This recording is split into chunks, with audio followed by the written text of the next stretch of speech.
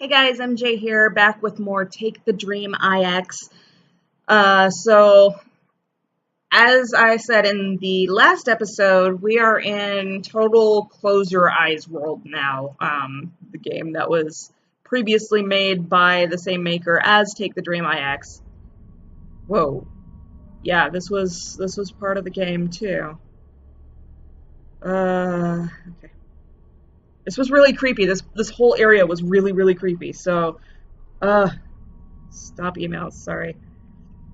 Huh, I guess weeds just grow here naturally. What a strange biome. A poster of a strange symbol. It either looks like an eye or the letter I. Letter I? I can't really see that as a letter. Or maybe a bracket? I don't know, whatever.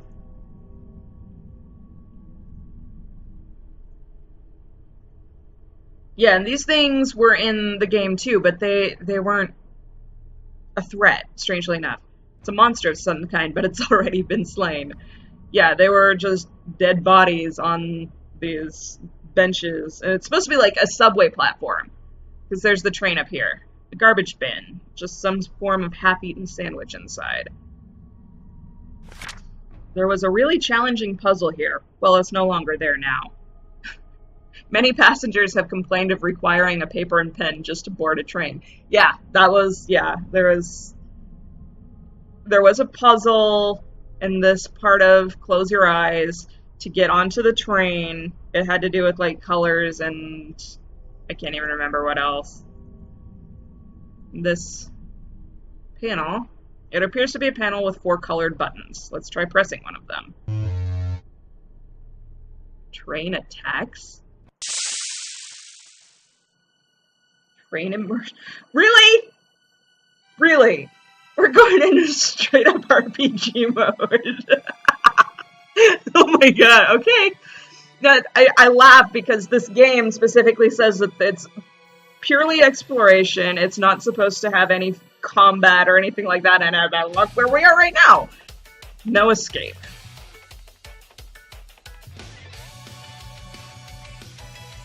Nice music, I like it. Catch a train. 1. Punch something. Realize how poor you are. There's nothing to click here. There's nothing to click, nothing to do. I had to right click to get out of that instead of left clicking like I have throughout the entire game. Punch something. Gwen punches a train. Train took 6 damage. I didn't see all of that, but Gwen took 20 damage. Oh, Jesus. Okay. Catch a train. Catches the goddamn train. Ow! It's not right. Give that train what's coming to it to catch the train. Gwen uses her fist to punch a goddamn train. Oh my god, I love this. Punch the train. Train runs over Gwen. Ow. Is there some way I can, like, dodge that? 6, 8. Ooh, no effect. Nice. Thank you. An excellent hit. Nice. I got all of that back. Sweet. I wonder if it keeps hitting me, I wonder if I actually do die or if this is just like a parody thing or what. Oh, this 12 must be how much MP that attack takes, the catch a train attack. Punch it. Punch it, Gwen. It lonely and cuddles you, but it's a fucking train. What even is this? What is this?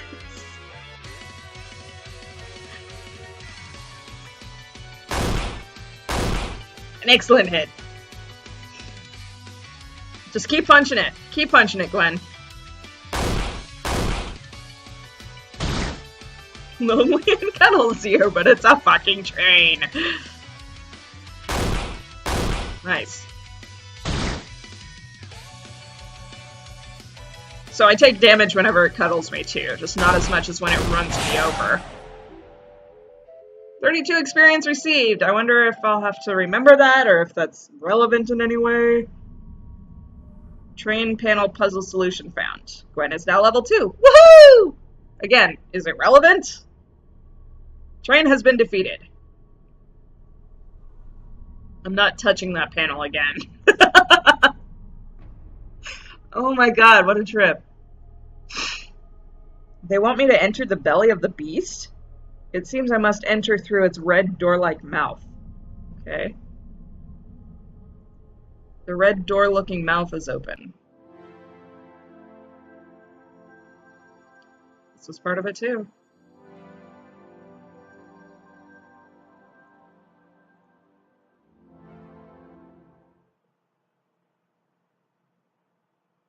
Hello? Welcome, ladies Jesus. and gentlemen, boys Startled and me. girls. Here we have a new exciting contestant. This guy was in the game too. He was like this voiceover game show host type dude. Gwen here is on her way to save her girlfriend. Why don't we lend her a hand? Gwen, would you be a dear and close your eyes? Let me help you find that sweet thing in your life. Sure, I could use some help. Who are you? This seems strange. No way. Why should I trust you? You seem like a creep. I played at Close Your Eyes. I can't remember what happens if you trust this dude. It's been a long time since I played Close Your Eyes. What the hell? Oh my, then this shouldn't come as any surprise to you. What shouldn't come as any surprise to me? Gwen, Gwen, Gwen, Gwen, Gwen.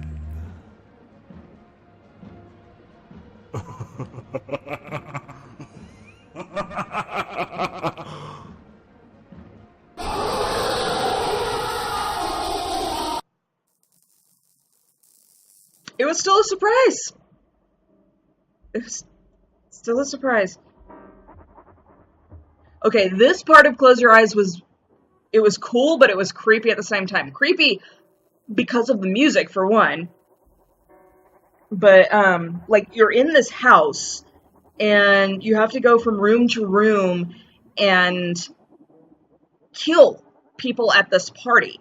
Like, you have to track down... Once you kill one of them, then they all, like, scatter, and you have to track down the people in the room, in each room. Some of them are dark, some of them aren't. But you have to find them and you have to kill them. They're like begging for their lives and everything. You're too late. We've already called the police. But some of the rooms have, like, I can't remember if they're ghosts or demons or whatever it is. But yeah, it's like game over type stuff, you know, if it catches you.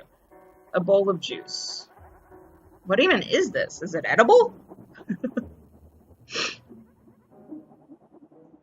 The bed looks comfy, but I can't sleep right now. I've got to find Flora.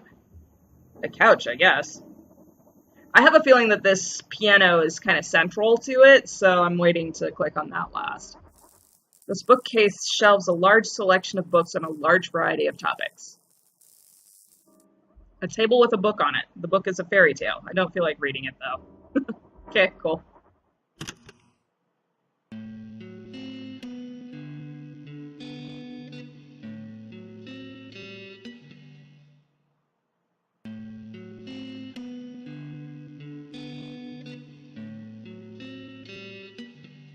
It's gonna repeat, huh? Okay. The grandfather clock. It seems to be frozen in time.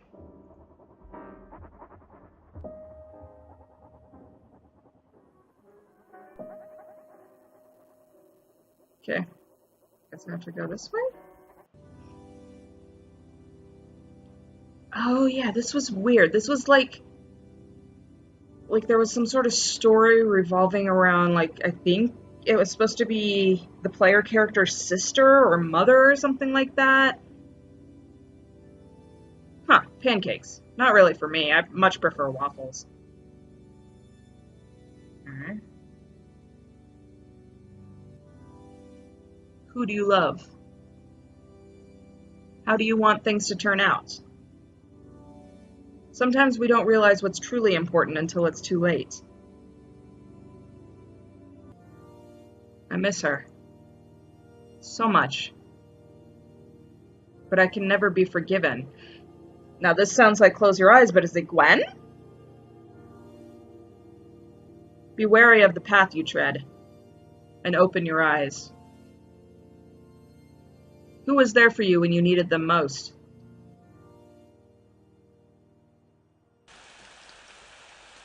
Oh, hey. Back with Kaito.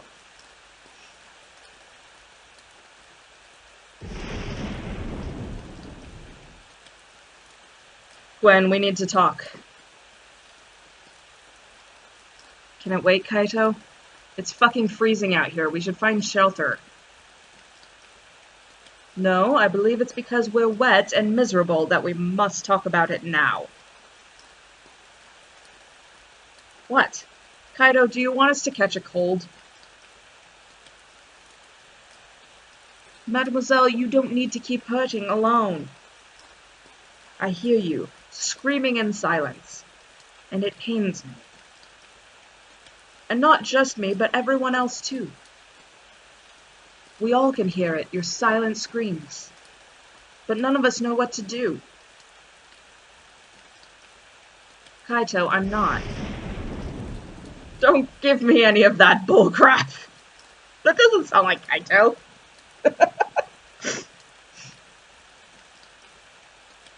I'm sorry.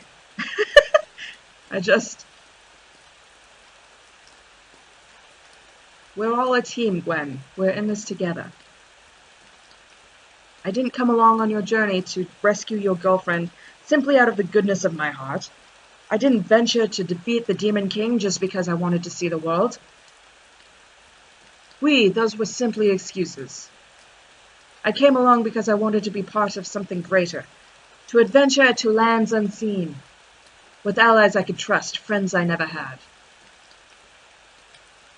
You know, ever since I met you, I've felt closer to the true adventurer I've always sought to be. He is hard to voice. I'm not great at it either, but whatever. There's some shine to you, some glint of something mysterious yet compelling, that makes me want to face the ends of Mothracia with you. Kaito, I'm just a no-good tomboy who happened to fall in love with the right girl. There's nothing special about me, and I'm selfishly using all of you to help me see the one I love again someday.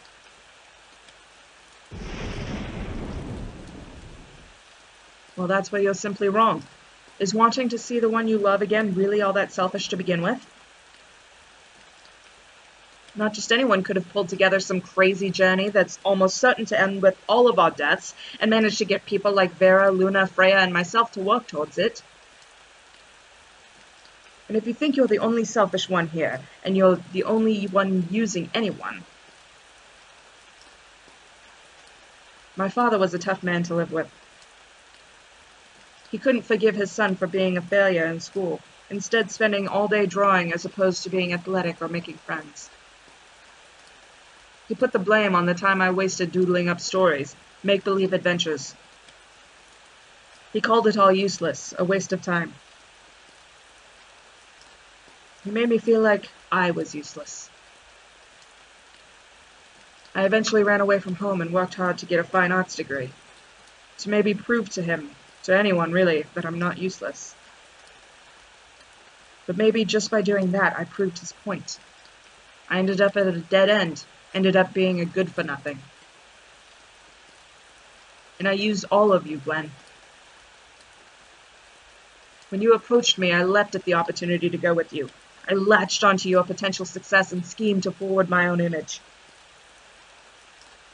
I quickly accepted the women that came forth to join our party. To make myself out to be some grand adventurer who'd traveled the world surrounded by beautiful women. Someone others could be jealous of, some depraved male fantasy, to make myself someone worthy of envy. To fulfill some empty need of self-importance. But this journey has taught me something. No one has to suffer alone. We're all companions. None of our problems are our problems alone anymore. As Vera might say, this wouldn't be good for team morale or something along those lines. And you know what? Maybe all of the drawings I did, the stories I made up, all of the things I loved as a child are, in fact, useless. But so what? We all have those things we love and can't let go, no matter how illogical it may be. You have Flora, and you dearly miss her. That much is clear. We'll find her, and this Arcoon character. Yeah, I found Arcoon. He died. He died. He did. Kaito, he did. We'll find her, and take her back. I truly believe that we're going to save this world. I don't care about the world, I want Flora back. Anyway, we should probably find shelter as you requested. Here, take my hat. You're getting all soaked. I can't let you catch a cold because of my foolishness, no? I'm already soaked. What good is the hat going to do? But thanks? When did this happen? Are there things I'm forgetting? Kaito. Just who is he to me? Who are all of these people to me? Did we go on an adventure together? Are we going on one now? Were they actually trying to help me save Flora? Yes, these are the questions we're asking. Where am I now? Is there any sort of logical connection between any of these places? If it's not Arcoon's doing, then why am I suddenly appearing in these odd and strange worlds? They feel like glimpses into other realities. Or maybe I've just gone mad? Well, let's see what's going on here.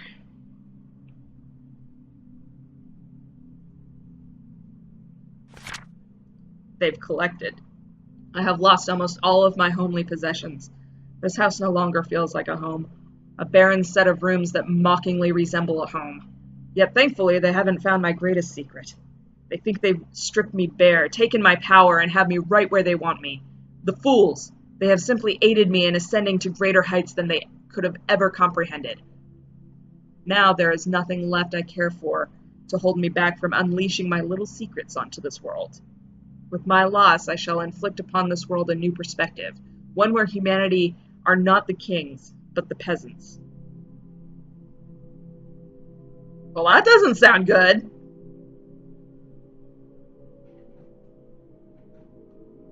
A set of books on various subjects. It looks like some of the books... Sorry, were taken off the shelf recently.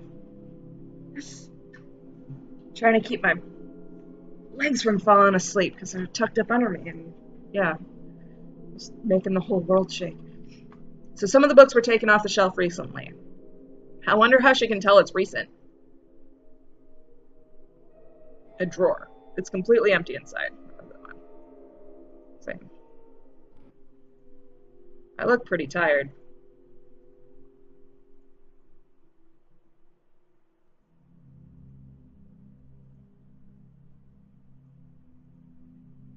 I was just expecting something to pop up in the mirror once I looked away from it. Alright, let's do it.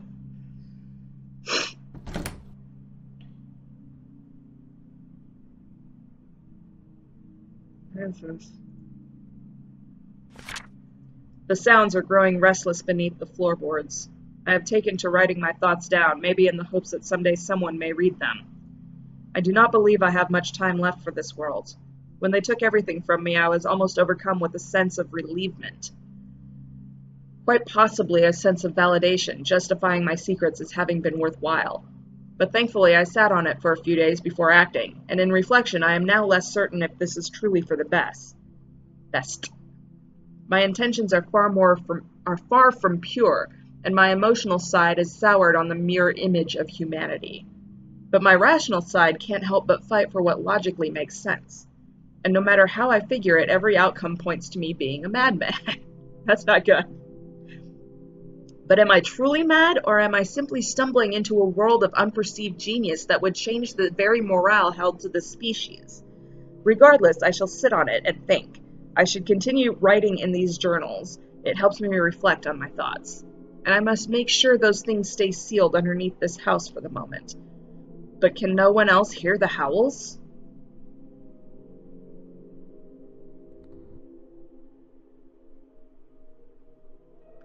I heard something.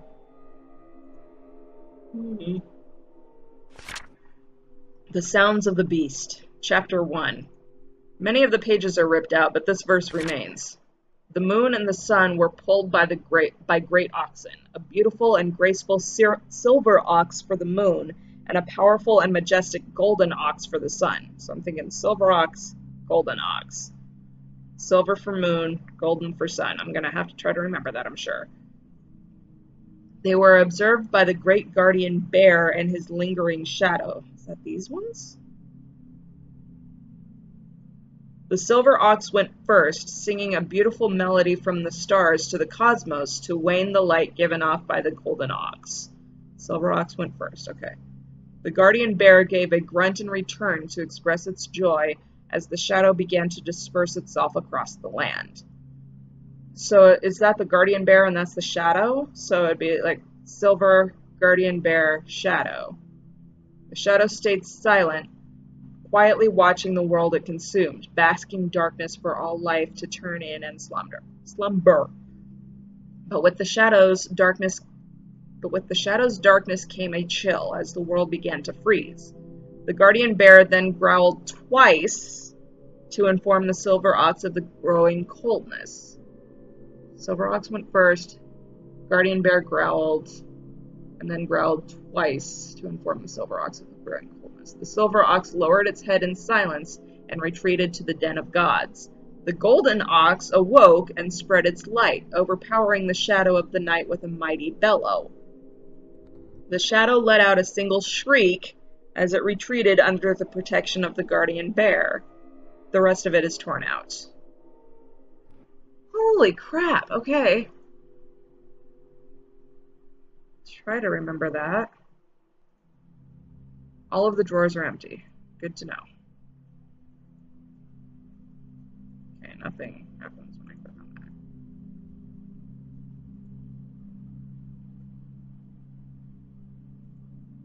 Nothing happens when I click on these, okay. Alright, let's figure out where to go from here. This door appears to lead to the outside, but it's locked. This door is completely jammed. Great. Okay. What now? What do I do? It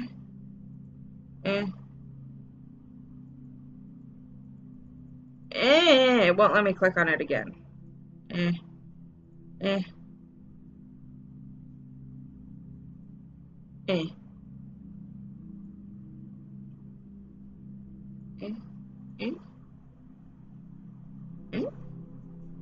I don't know what to do here. Beautiful cross situated here. Why wouldn't you tell me that before? There's a switch and a plaque inscribed into it. When the beast's howls are heard and the cycle is complete, then the passage shall open. Press the switch. Yes. That seems to have been incorrect. Okay.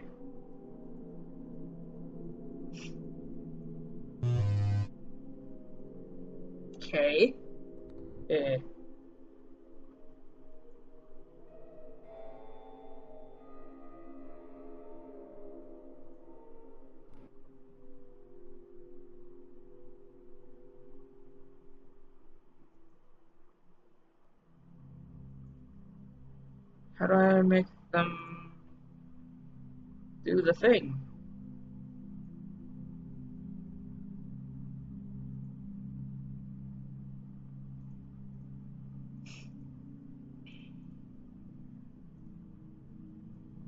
Not yet. Okay. How do I make them make the noises? Time to start clicking everything here.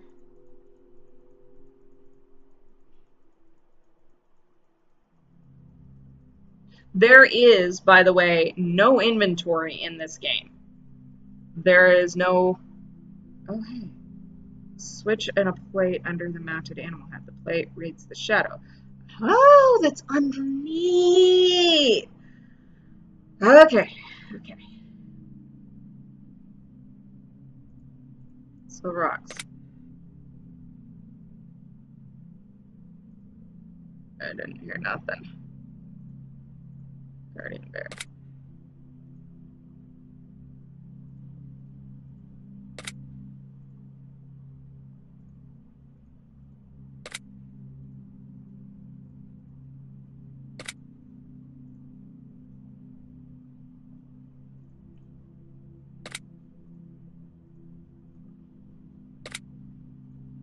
I think this is how it went.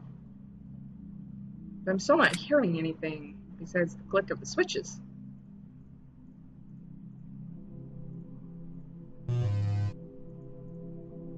What?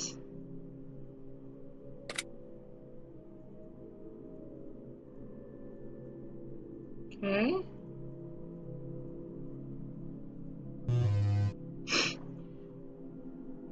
Okay, so sorry.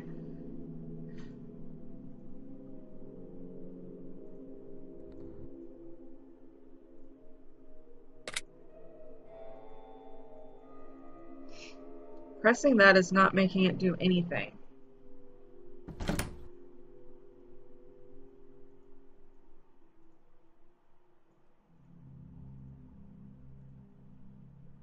Not making anything new show up in here.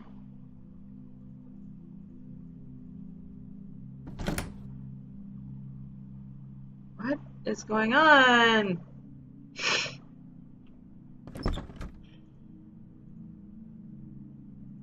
Locked, and then this one is completely jammed. I'm stuck. I'm so stuck. All the drawers are empty.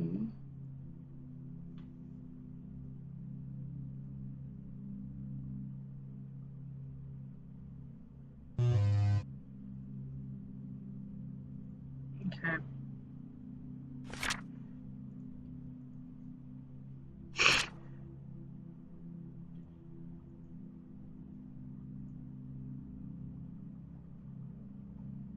So Silver has to go first. The Guardian gave a grunt. So Silver, then the Guardian Bear.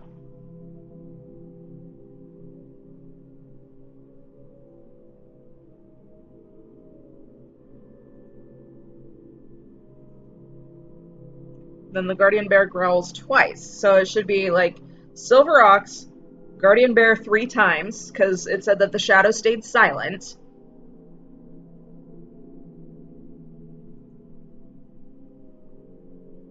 Golden Ox, because of his mighty bellow. So Silver, 3 Guardian, then Golden. Shadow let out a single shriek. Okay, let's see here. See if we can make this happen. Silver Ox, Guardian Bear, Guardian Bear, Guardian Bear. Now, the Silver Ox went back in silence to the Den of Gods. Golden Ox let out a mighty bellow. And then the Shadow gave out a single shriek.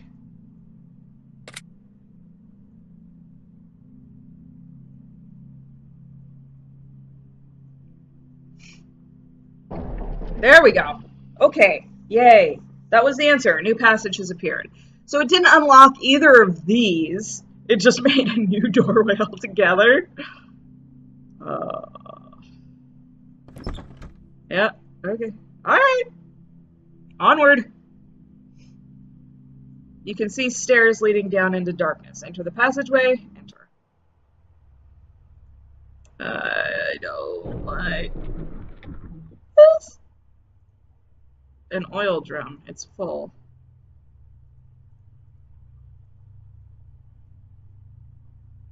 Pipes line these walls.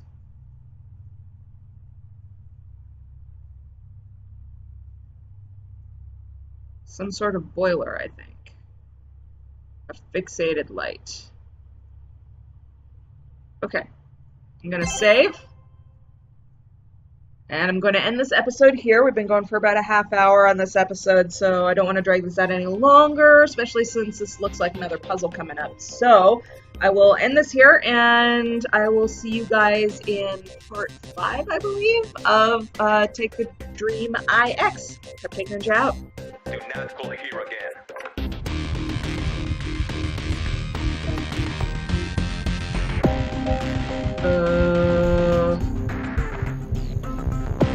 Okay, number 1. I'm out of pills.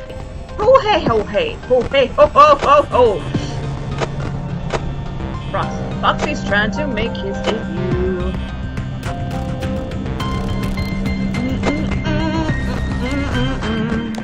Should keep an